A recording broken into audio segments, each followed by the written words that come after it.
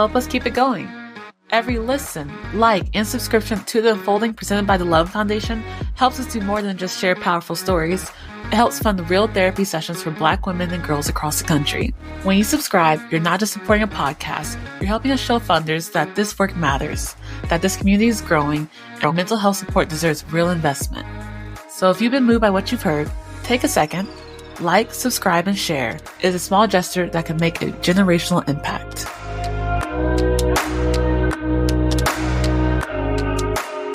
Hello, everyone, and welcome back to Unfolding, presented by the Loveland Foundation. I am your host, Rachel Keener, and today we are joined by the wonderful, the amazing Jamia Wilson.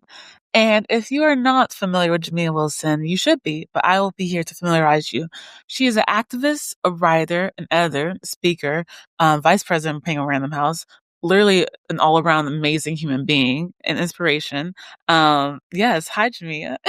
Hi, Rachel. Thank you so much. You are an amazing, phenomenal human, and I'm really grateful to be with you and Loveland Foundation today. Hi, everybody. Hi. No, so happy that you're online and chatting with us, because one thing I know about you is that you are a storyteller and you are an appreciator of storytelling. And someone who loves stories and storytellers, I am grateful to have you on. In my, what has it been, like 5 weeks of knowing you, I feel like I've already been so inspired and like learned so much from you. Just like we've bonded over limitless things, and I can't wait to just continue to grow in our friendship and our bond, but just excited to be in your presence. But I know I gave you many titles, and I just want you to describe your work in your own words today. Like how do you name what you do, and what is the why behind it? Thank you so much. I am really coming to a point in my life where I'm really embracing the multi-hyphenate nature of my being, that I've always been someone who holds many different ways of being in one. And I think that that is very much describing what I do. I'm interdependent and interdisciplinary human. So I would describe my work as cultural storytelling for liberation, as being a mystic in motion who's a wordsmith and also a champion of amplifying others' narratives and voices, and also someone who is where strategy and storytelling meets spirit.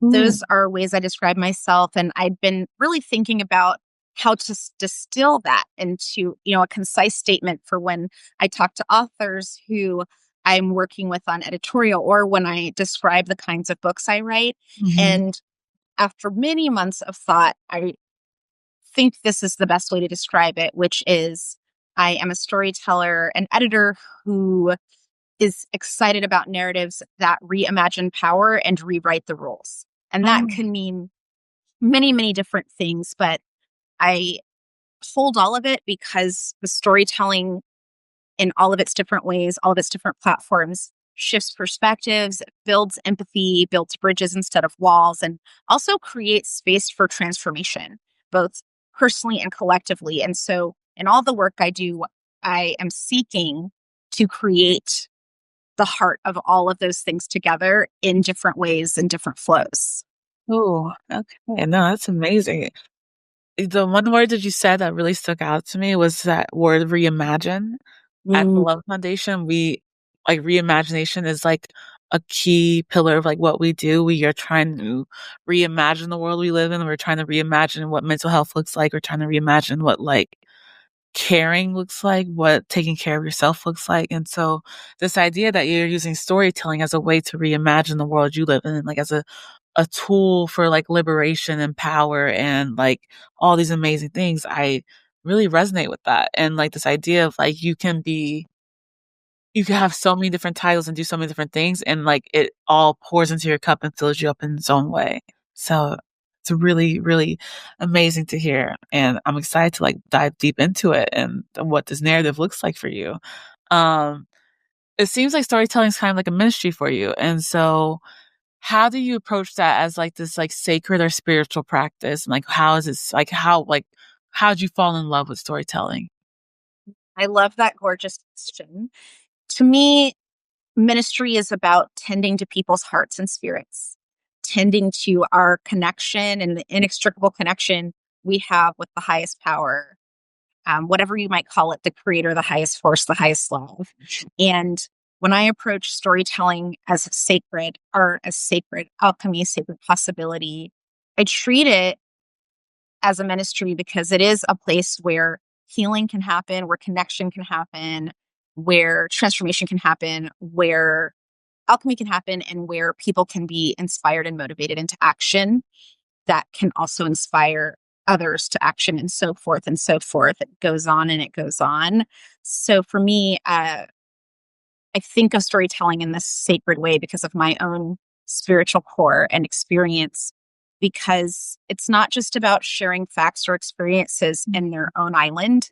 It's about creating spaces and opportunities and expansion that where listeners and creators and storytellers alike can be seen, acknowledged, and transformed in the exchange. So I once took this Strength Finders course. Ooh. Gallup does the Strength Finders leadership courses. You might have seen it in a workplace or in an organizational structure. Yep. And one of the things I learned about that was that my core strengths were all connected in this way, but sometimes in our society seen as being in opposition to each other. Mm. And the core strengths were that I was both strategic, which was my number one, and then also both a person who liked to be engaged in the story, but also to be receiving the input of other stories equally. And so that was something I found really interesting, that those two things are the reason I also feel like the ministry piece is there, because I get the same spark of inspiration creating my own art that I do championing and dueling and loving on other people and their art, helping them see the power of their art through other eyes, helping them expand the possibility of what their art can do.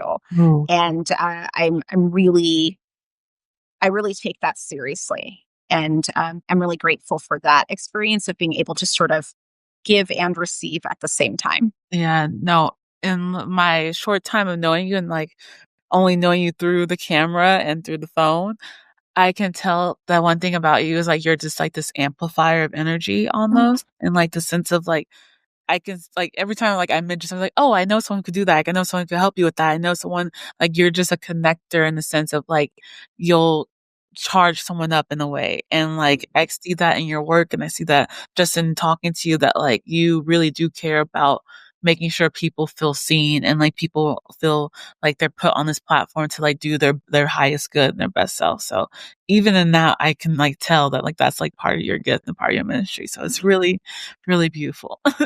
Thank you for seeing me. And also the way you said that as an amplifier, I received that with such love because it made me smile. When my mother passed away, Mm. one of the people who was talking to me about being a grad student of my mom's, then later being in her profession, talked about how her encouragement and development and her passion for encouraging and developing people really inspired them, and that they could see that in me, not just having her face, but also Mhm. having this characteristic. And I was really excited about that because I was thinking, oh, she was the encourager in chief for so many people. Encouragement cheese. And I feel that in that part of my life, now I can continue her legacy and being that one of my authors used to joke about how she said, you know, you got to get you a Jamia because she's a hype woman. She You is. might Like, it will hype you up. always just hype man Jamia. And I love it, and I feel, you know, I mean, sometimes it's the best and the worst because I can also be aggressively hype, you know, where Yeah, I'll say, "We gotta get this out in the world," you know, I can be it can be intense too when someone's sort of feeling like, "Oh, I wanna go in the turtle shell." I will yeah. also say, "Oh, I'm here to tell you that the world needs your light right now."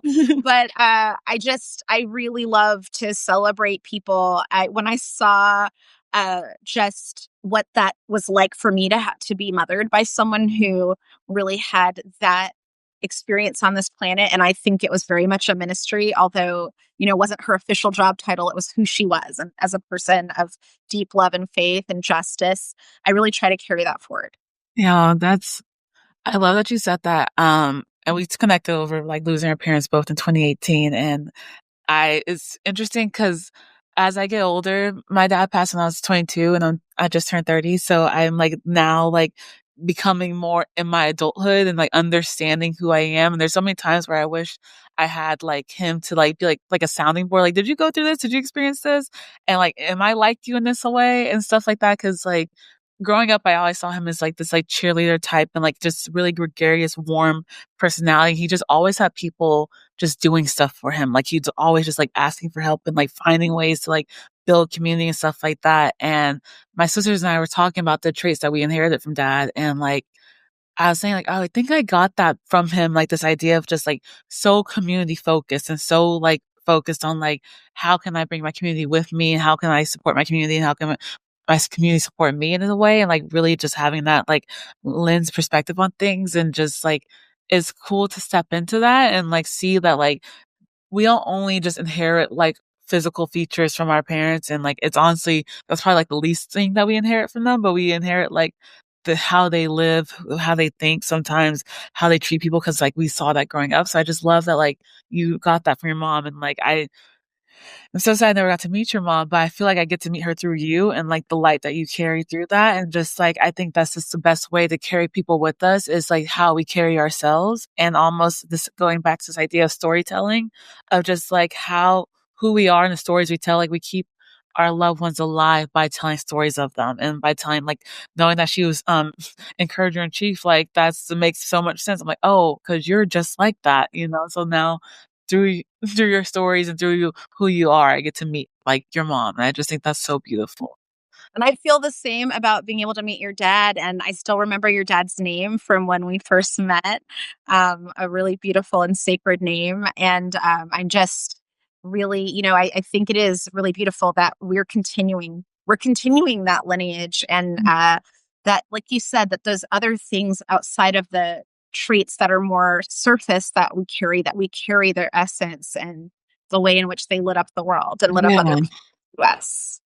So no, I just think that's so special. So thank you for just like creating that space to like have that. And it's funny because like I can tell that you are just extremely an empath, an empathetic person, and just like I feel like that's the part of the reason why we connected. But like with that and like having to like be in the world that you are and being so high up and like breaking through so many barriers and being an editor for like one of the top publishing companies, like you had to navigate so much of a mental and emotional health and like navigating through like you're a public speaker, you are an author, you are in the limelight. And so like how do you navigate like taking care of yourself while feeling deeply, you know, and like nourishing that light inside you, making sure that like I can only imagine the amount of like hardships and rejection and like just like discrimination you have to deal with being in that lane. So yeah, tell me more Well, about that. thank you. One, thank you for feeling that and seeing Thank that, you. empath to Yeah. empath.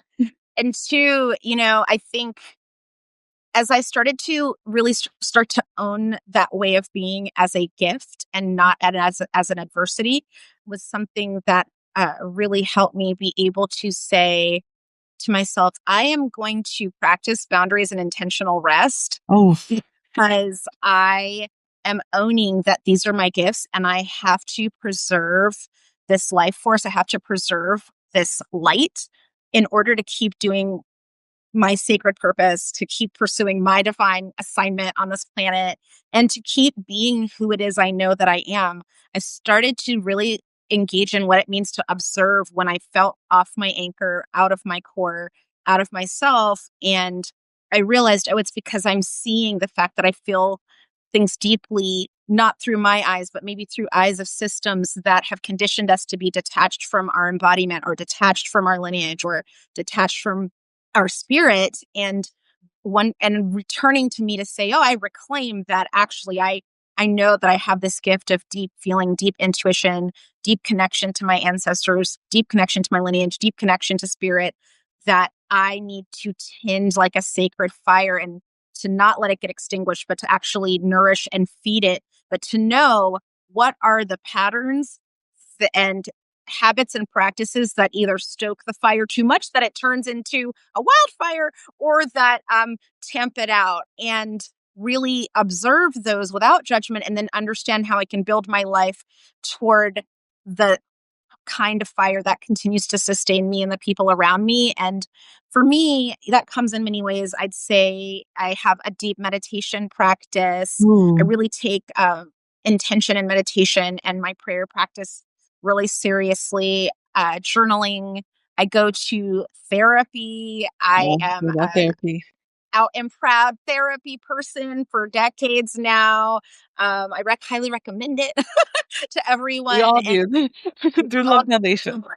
And a mix of EMDR and also talk therapy has really been important to me on this journey. And then also somatic movement and dance. Yeah. I am in a community called Koya that my friend Rochelle Sheik started, and the dance and the movement and the community of people who are also seeking that embodied practice of owning who we are has really been important to me. And to be in communities where I am also feeling nourished and not depleted is helpful. That sort of, if I feel that there are some spaces or dynamics that I can't avoid where I see that they take a lot of my energy, I also balance those out with saying, oh, I'm going to move into spaces and dynamics that don't siphon my energy, but instead grow it and heal it and tend to it rather than putting more fire in the fire that add water.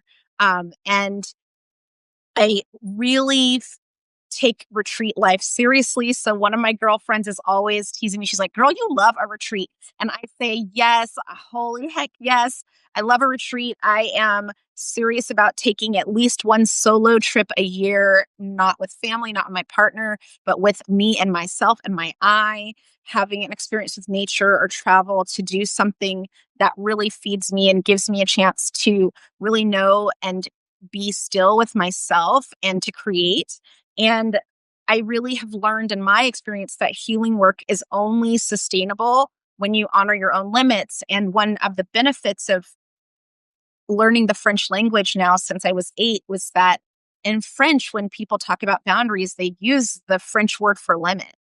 And I realized that just by learning that, and it's also sort of a boundary culture, like in Yeah, France, no, which very, I very love. much like It is. don't Like cross people this will line. tell you, like you use the formal with me or the informal, or you have to ask, can we use the informal? And it used to make me uncomfortable as an American. But when I've learned now, when I can ask people, can I use the informal with you? And I ask that in French, it's been a really beautiful experience to see how, that consent of saying like, I want to be closer to you. I Yeah. want to engage with you and how it's received. So I really am I've learned from that language and the study of it, like honoring my limits, that word, it's much more clear than the word boundaries that we use, that Yeah. we each know that there are sort of limits that we have and we need to honor those in each other. And it's not limitations. It's not negative in that way, but it's sort of like I get to set the bar of what my limit is to nourish my own energy or how I feel on a certain day or how I know I can show up my best for you and also for me. So I think I'm still on that path of healing and knowing how best to tend to the deep empathetic well of my heart. But Yeah. I feel I've really cherished that this is a gift. It's caused me a lot of pain when I didn't sort of understand how to hold it, or I felt shame in some spaces where I was discouraged from being healing or where those gifts weren't Mhm. seen to say, oh, I actually validate those gifts. I don't need them to understand it. I don't need them to tell me that those are good. Those gifts allow me to see and understand and feel and connect with people and things in a way that people who may not have yet engaged that for themselves may not be capable of understanding. And that's okay, but I have to continue to forge forth in what I know is true.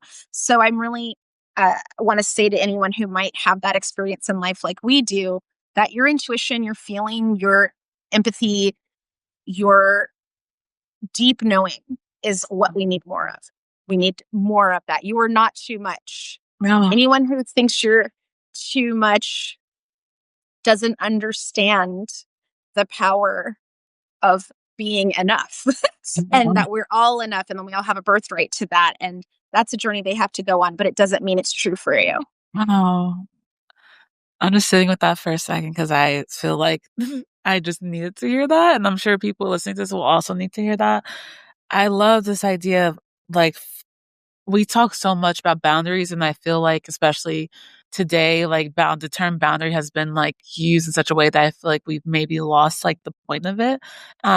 In the sense of honoring your limits is, I feel like boundaries, we put like a lot of expectations on other people, like, oh, they crossed my boundary, they can't cross this boundary, this is a line I set, which is all fair and like well intended. But this idea of like it's all coming from within self, like I'm honoring my limits because yes, you can express your boundary and people can like choose to meet that or not meet that. But honoring my limits, like this idea of constantly checking in with yourself, of knowing where am I at today? Like where is my energy at?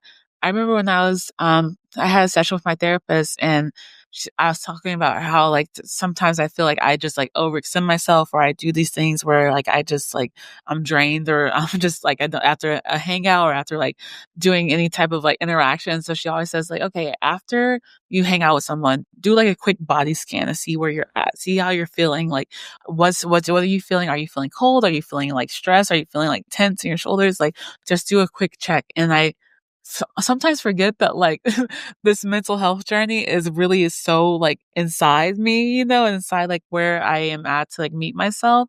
And when you said honor your limits, this idea of just like my limits could change every day, but like I have to be able to check in with myself and know myself well enough to know how far I can go with each person and with myself and like how much to give or how much I could be receiving. But I really love that idea of just like honoring your limits, like truly taking the time to like this idea of honor and like really like respecting yourself and loving yourself and caring for yourself to know like this is how far I can go and that is okay and that is enough because I've this going back to what you're saying like feeling enough or feeling like worthy or feeling maybe you're too much for someone like it kind of goes back to like if you're honoring yourself and you're respecting yourself and loving yourself like that's enough and like you find the right people in the right places and the opportunities that will see you for who you are and you won't have to do any more any less to like fit in or be considered worthy of whatever it is you're seeking.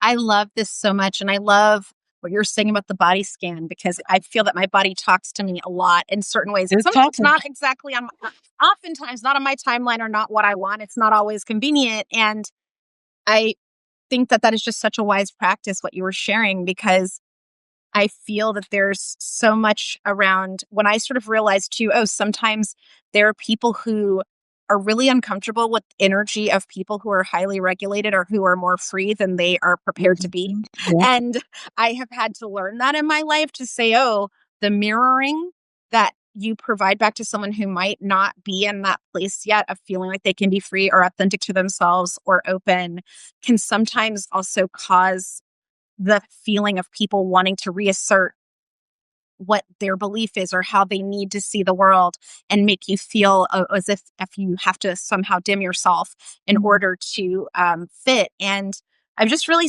learned that you have to be willing to pave new ground if you don't fit in.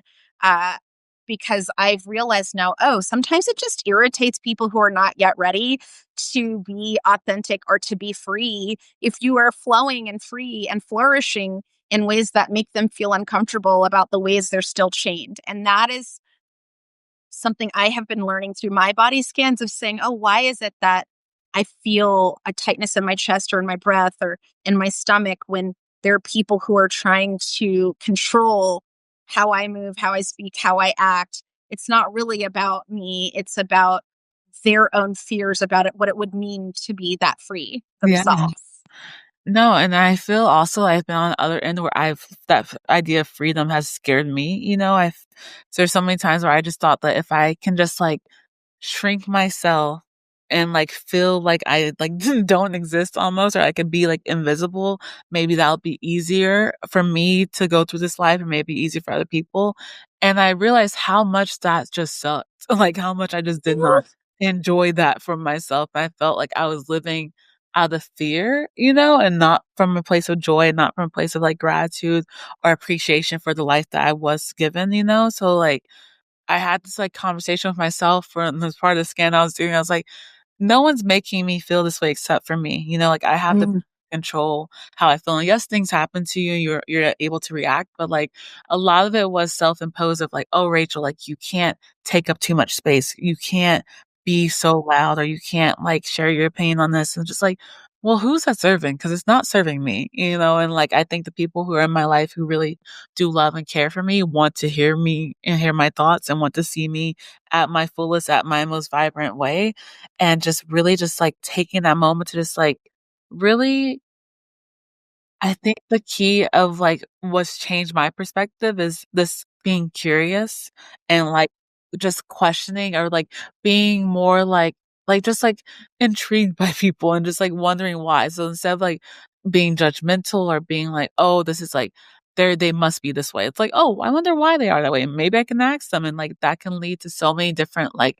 new connections and, like, conversations and, like, we spoke about this, but, like, my favorite, like, quote that I live by is, like, "You haven't met all the people you're gonna love yet." And, like, I apply that to so many different things, like, I haven't heard all the songs I'm gonna, like, love. I haven't had my favorite food yet. I haven't, like, heard my favorite joke yet. Like, there's so much life to be lived, but the way to do that, like, the key is, like, through curiosity and, like, asking questions and being adventurous and, like, just wanting to, like, explore more. So I really, like, just appreciate just being like, I sense your curiosity as well, and I'm like, "Oh, that's why we're both just so curious of everything," and, like, we just there's so much to, like, learn and, like, experience, and, like, I was I'm truthfully, guys, this is our second time recording because 'cause we've had technical difficulties, but after our last recording, I remember being like, "Jamia just does so many side quests." Like, she's just in the side quests. And, like, she's always learning something new or like, trying something new. I think that's one thing I really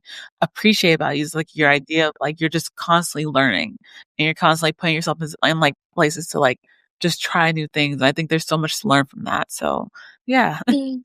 Thank you, and I love side quests because I do I love to be a seeker, to be, to learn something new, to try something new, and I'm really leaning into that. I've always loved to learn. I keep a list of all things that I want to learn and do, and, even and like you said, when you were talking about the favorite food, I wondered, what is it about being a foodie that I love so much? And a big part of it is the discovery, that Yes. process of discovery of what is this thing I'm going to create going to be and what are the elements. And that's why I've been so attracted to learning about herbs or learning about these ancient systems like Ayurveda or traditional Chinese medicine, because having that insight and knowledge also changes my relationship with something that, we all have to do every day is, eat our food or things like that. But there's a mindfulness and intention that I carry with it, having this knowledge that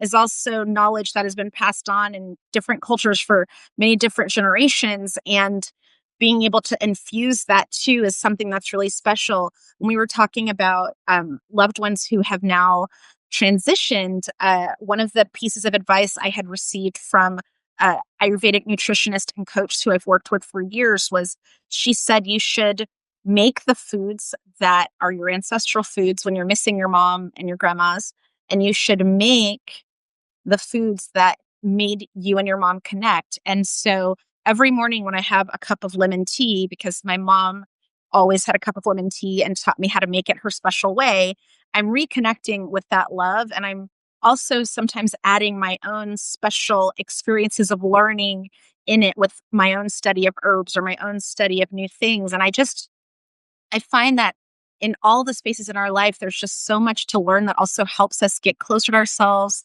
closer to our lineage, closer to purpose. And I just love it so much. Sometimes I just feel, if I feel any sort of sadness, it's just, there's so much I want to learn and so little Yes. time. I get that way all the time. Just feeling like there's never enough time in the world to do all things I wanna do. But I feel like if you think about that, it's, like, towards a slippery slope, so I'm just like, "How can I spend today, like, surprising myself and, like, learning something new?" Or honestly, just, like, we talked about intentional rest, so, like, this isn't to be like, you always have to be doing something, learning something, and, like, like, sometimes you just need to lay down and, like, process and Yes. feel, and that's totally okay. But just, like, going back to this concept of honoring your limits, and like you said, not limitations. And like sometimes I want to see what my limit is. I want to see how far I can go. I want to see what else I can try. And then I'll find out later. And just like checking in with myself throughout the process of doing something new is like really just like the key. Like we just like take these little nuggets of information that we learn from past people, from past experiences, from like different versions of ourselves, and we just apply it to who we are and who we're trying to be and just hope for the best, honestly.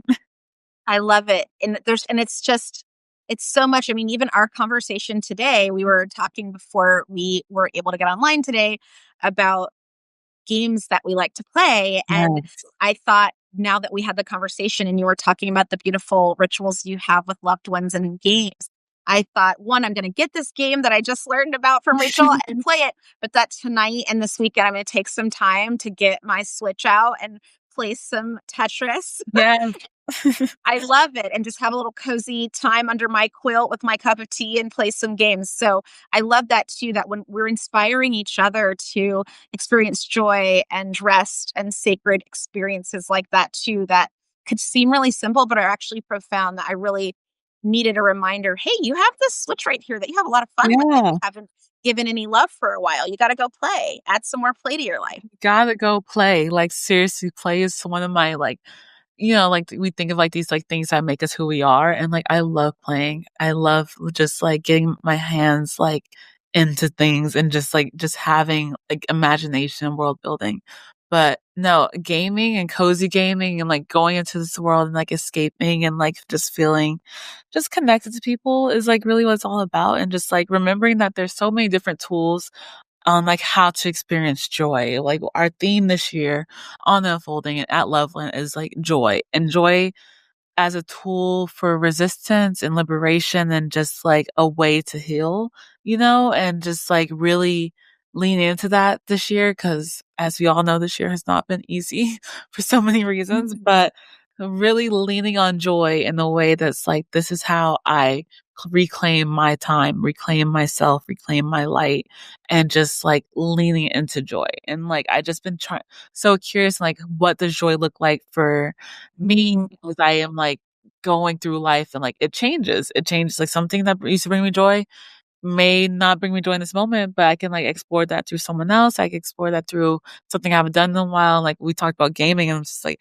I never considered myself a gamer, but I know gaming brings me joy. And I feel like, hey, that's all you need right now. So if it's me playing Tetris or me playing Candy Crush or playing Sims, like I'm gonna do that because that's gonna make me happy. Yes, and joy is so important, and it's goes back to that nourishment we were talking about too. It helps fill us back up, and it adds the nourishment against depletion. And like you said, I've been thinking a lot about sort of the energy leaks of the time that we are living in right now, and how to keep myself bolstered and keep and do the extra work to really bolster myself. I mean, I'm really into creating the symbol of reminding myself that I'm bolstered and protected, and having that as a way to remind myself that I am strong. I have what it takes to armor myself. I set my limits. I belong to me, and for me, the physical manifestation of that comes through adornments, or comes through also experiences or rituals that bring me joy. And so I was thinking, I put a lot of intention into that as well. That I I have right behind me some crystals that I carry that have, different energies that, are attributed to each one, to sort of remind me in the spirit of those energies, like what what is it that I have that I'm carrying with me, that the crystal reminds me of how I have that inside. I have the essence of the crystal, of its beauty and the color or shape of it, of its power, of its ancientness, because it's, took a long time to form, and its Yeah. connection to that always was, and then what will be its future. And then I think of that sort of as like an energetic armor that I carry, that is not an armor that closes you off from others. It's just a sense of like having the joy of knowing that I get to sort of also shape what I walk with, shape how I express myself, shape the ritual of treating myself with the experience of creating living art in what I'm wearing. And also in the physical body, I do oiling of the body each day. When I take a shower, take a bath, I really take that time to have the experience of saying that I'm, nourishing and moisturizing my body, Um, and a ritual which was so passed on by so many of our mothers, but then also in oiling my hair, but then also using that as sort of honoring of my limits, that this process of oiling is also showing that I'm bolstered. It's that I'm protected, that I am giving myself the care. And Yeah. so whenever as an empath I go out into the city, I put on the oil with some flower essences of yarrow that I make, because that's a boundary herb, for example, and put on some of that too, to say, oh, I've got all the ancestors with me because I'm using shea that's connected to that lineage. And I'm using yarrow from North Carolina that's close to my homeland to help remind myself that I carry protection. And so I just think also the joy of ritual, the joy of sharing that, which was gave me joy to share that with you, is also a big part of something that I want to keep talking about. It's so simple, but also so profound when we realize that there's so much of that knowledge that we just need to have more conversations about too, and what joy is. Joy can be, it can be in those small things. It can be in the tiny essences. It can be in, just the process of like braiding my hair in the morning, I get a lot of joy out of that, because I think, oh, that experience of having my mom and my grandma's braiding my hair brought me so much joy, and it brings me back to that tangible experience. Or the feeling of when my friends let me play in their hair, Yeah. um, is also like a joy experience, or the joy of dance. And I was also talking to Rachel about the joy being something that really connects me with what Loveland's doing, because I have a book that came out in 2023 called A Year of Black Joy, about 52 Black voices sharing their lives and passions. And it was because I felt like we really needed to be having more conversations around the different ways that we can have joy. So we have astronomers, beekeepers, bakers, astrologers talking about all the ways that they experience joy and also bring joy to others and their personal joy. And now that book is going to be coming out this October in paperback. So I'm just really excited about what that means too, to have the book have new life, but to continue the conversation about Mhm. joy. Because I found that doing the book, when it was a time where I just thought, oh, I want to support joy, and we haven't seen an almanac like this for kids yet, and the representational pieces, I actually realized, oh, I need, because we started having this conversation, during the pandemic, that I want to do all the exercises in the book. Yeah. As the editor of this collection, I need to do all the joy practices. So there's a part of me too that just thought, I want to have 52 joy practices to experience and share with other people, and then have a big conversation about joy with people from around the world who happen to be highly melanated, And we who are also love spreading this joy as well. no, Exactly. black joy. My favorite type of Yes. joy. Just seeing people do like, and like, even like you said, like joy is a ritual and like all the things, like even I'm like, oh yeah, I can try doing that. Or that could be such a moment to just connect with myself and feel that way.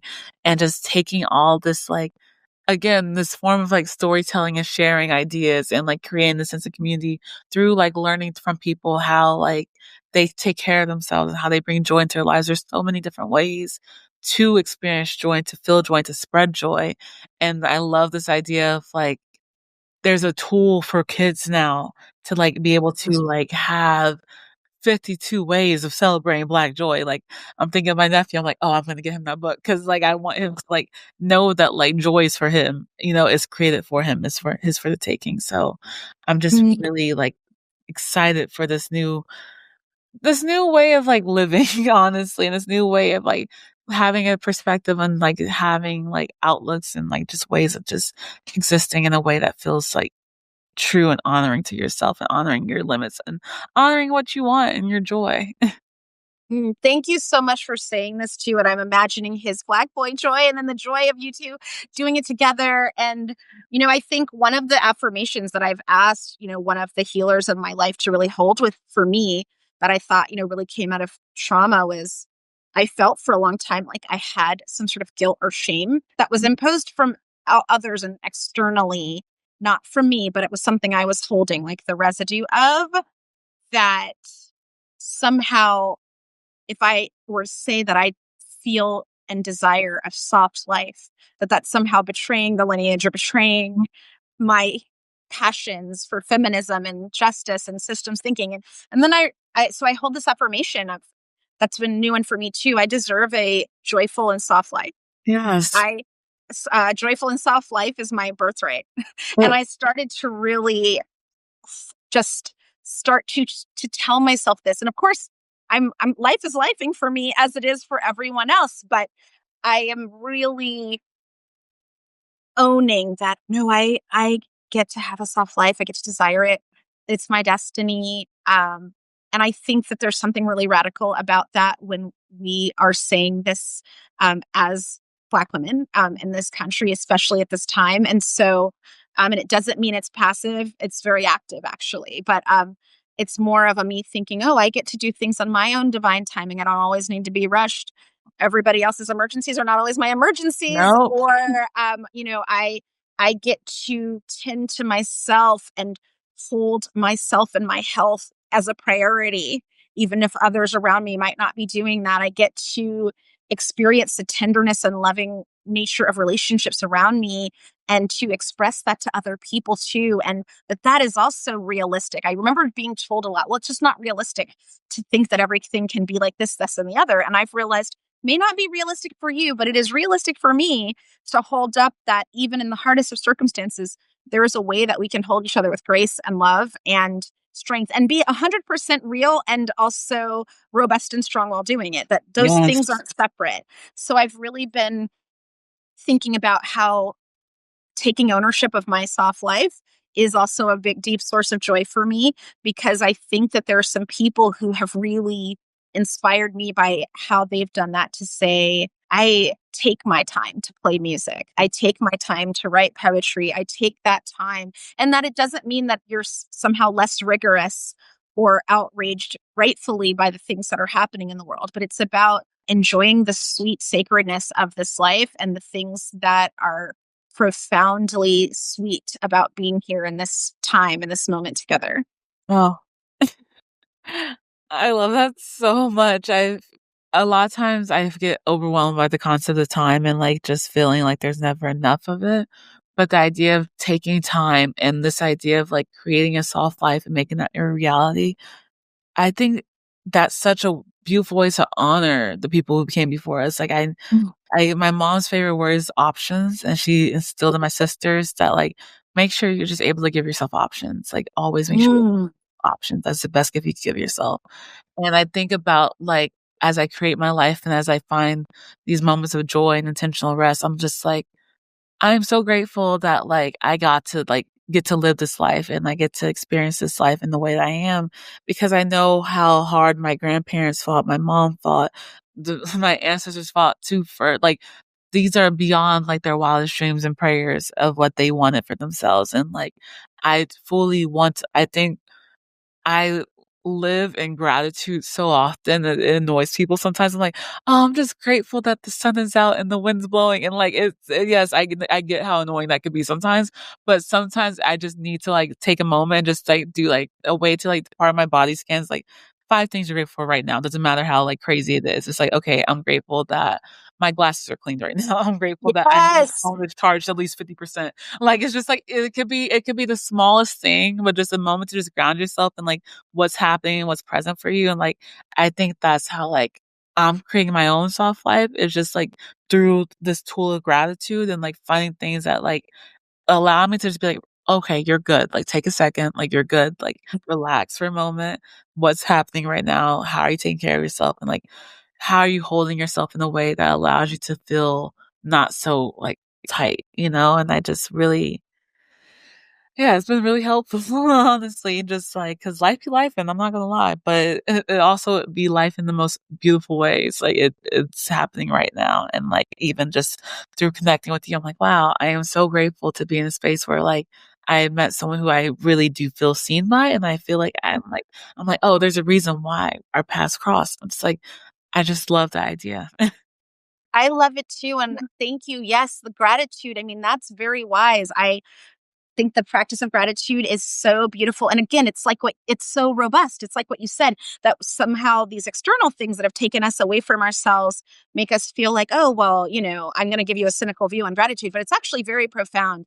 And I love that you have that practice. I had couple days ago, it was one of those rigorous days. I just felt like life was kicking me in the butt Mm. in some major ways. I thought, "Ooh, girl cannot get a break. What is happening?" Right? I thought Mercury retrograde was done, but oh no, I'm getting, slapped on all sides. And it was just one of those days where I found myself, just feeling really depleted, upset. Just nothing was sort of going the way that I had hoped, despite all this work I'd put into something. And there was a sense of failure and some rejection and some shadow stuff that happened that day and just how people were treating me. But then I came back and just had the sense of the download of, but what are you grateful for? And I went and I sat and did the combination of the meditation where, you ask yourself, what's one thing you can hear? What's one thing you can see? Yeah. What's one thing you can touch? What's one thing you can feel? But I was moving it to doing each of those things. But what's one thing you can hear that you're grateful for? What's one thing you can see? What can you, all the senses, what thing you can touch, one thing you can taste? And I was groaning to myself saying, Jamia, why are you like this? Like, today's just bad. You need to write it off as bad. And that little Jamia on my shoulder was just like, girl, what? Pulling on my braid. Yeah. But then I decided, no, I'm going to put myself through this. And I went and thought, ooh, one taste that I'm grateful for is the taste of rose. And I have Ooh. really nice rose petal serum that I get from an herbalist I like. And I gave myself a little bit of the rose tincture, which is a delicious taste, by the way. And then I thought, what's one thing I can feel? Oh, I feel really good when I soak my feet in some salt and water, warm salt and water. What's one thing that I can hear? I'm going to put on some Alice Coltrane harp music Cool. and listen to that. And then what's one thing I can see? I'm going to do that while I'm looking at the beautiful trees in the park outside my window. And it was amazing how all the things that had happened that day, all the things I was still brewing over, those things still existed, but I was being brought back to my center and brought back to my presence and experience and all of the senses and my being, and felt like your beautiful mom's wisdom, the options of, oh, I have all this, so I can choose to go on in the next step, that I have options. Maybe there's things about each of the things that happened today that led me to that, or the spaces I'm in, or the systems I'm working through that, I can't change those, but what are the things that I can, relationships to those things, or how I'm moving through them, or the options I can create that come out of what I've just learned about rooting and grounding myself in the senses of my embodied experience and my spirit. And it really did come through gratitude. And it was really a reframe of coming from being like, oh gosh, I feel like I need to be crawling for the rest of the day, to coming after that and feeling like I wanted to dance, like just doing that experience and thinking, oh, well, today was intense. So I'm going to go and watch Wednesday on Netflix after this now, right off today. And then tomorrow is another day and another chance to expand my options.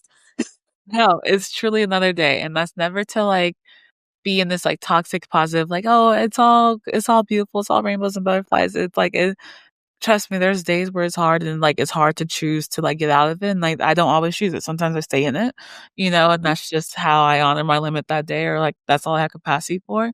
But the idea of just like, okay, I can choose something different, and it doesn't have to ruin my whole day or my whole week. Like, acknowledge the moment and then choose to like focus on something else, or be present, or be grounded in something. And I found that gratitude has been that tool, and joy has been that action. So like, just practicing those things has been really life changing for me, honestly. And I just feel really grateful that I am able to have that outlook on life now, and like use that to get me through the next day. So yeah, but I just adore talking to you, honestly. It's just always, Right back.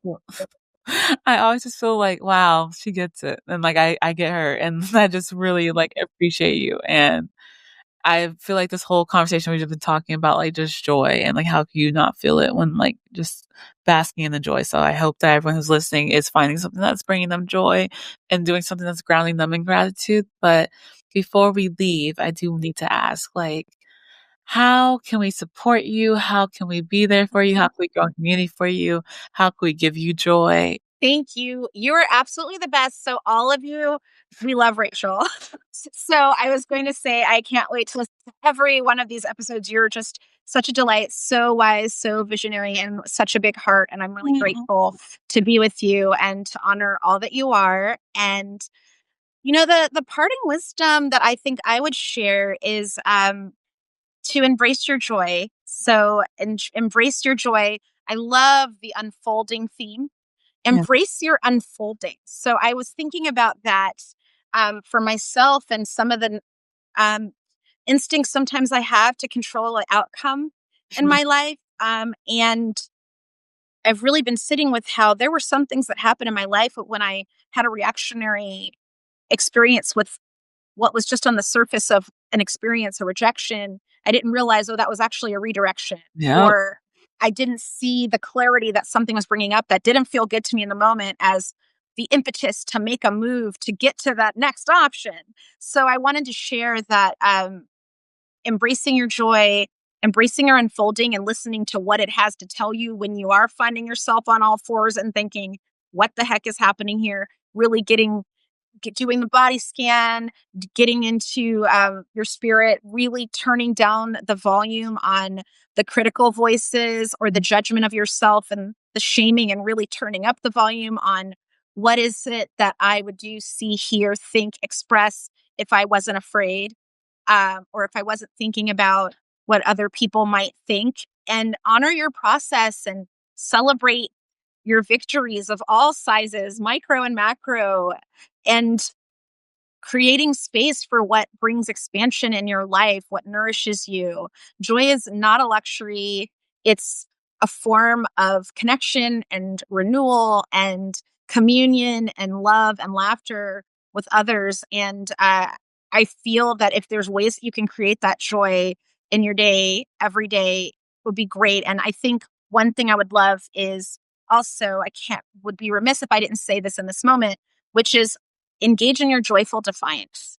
So, what are the things happening that you feel need to change in the world that you can bring your joy and your fires, maybe your sacred rage, Yeah. maybe your sense of wanting to make a change in your action to doing, but also doing them joyfully? And I was so inspired by that question and looking at young people throughout history who organized movements or led movements for change, that I wrote a book about it called Make Good Trouble, inspired by John Lewis. And the book has an upbeat tone. And I had some people who were sort of questioning this online. And the reason is that I want to celebrate this idea that it can be very joyful to come together in a community to address a problem, to Yeah. come together to create revolution, and also dance together and sing together and make art together for change. And there are a lot of stories in it about people in protest movements around the world and young people who were creating art, using humor,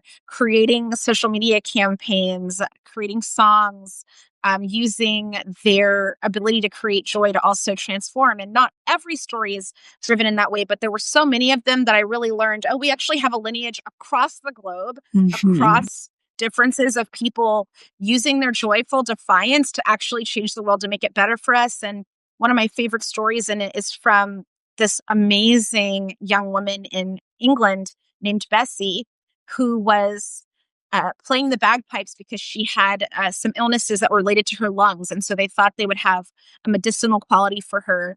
And also, she had some people in her home who were sick when she was younger. So she'd also learned about caretaking. And she went as a little girl to the suffragist protests in England to see Emmeline Pankhurst and these other women speak, and she would play her bagpipes outside of the jail that Oh, they were being held in, and where they were being treated very, very badly and having their human rights violated, so that they could hear her music after school every day. And I think of that story all the time because, yes, the circumstances were really bad, but she was bringing joy and also bringing joyful defiance with the tools that she had at yeah. that time and offering her music to the movement.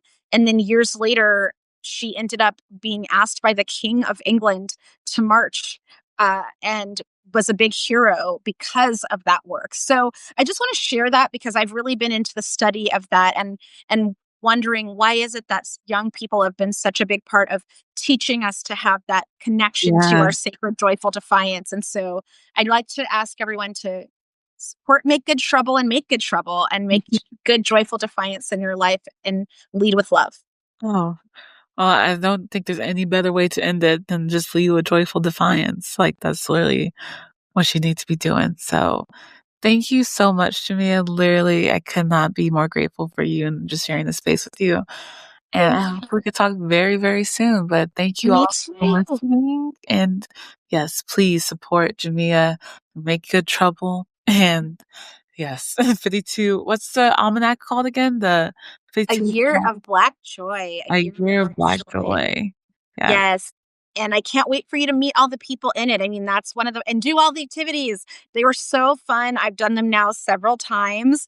There's recipes, there's all sorts of fun things in there, but it's 52 Black voices share their life passions.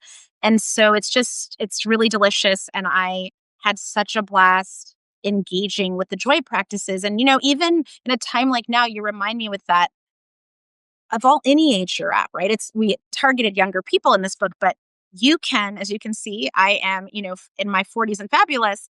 Or I have taken this book and are doing the joy practices. So even if you wanted to get this and say, hey, I'm going to sketch out to do one of these joyful activities a week for the next year, you got 52 places of joy, and to do it with people in your life. And I've received a lot of notes from people who've done it, and to do it in community, because there's just so much fun that we can have, and ways we can reconnect to our joy. And sometimes when we're going through a lot, we can sort of need to be redirected toward it. So I love that too, that you could just open the book at any time and then find a way that you can connect with your joy. And that might be hiking or playing music or making origami, or we have a chess master in the book, Maurice Ashley, so you can learn about playing chess, which I also love to do. So there's just so many great ways that you can, if you like science, we have scientists, to find that joy too, if you want to have some inspiration of finding new joys that you might not know that you enjoy yet.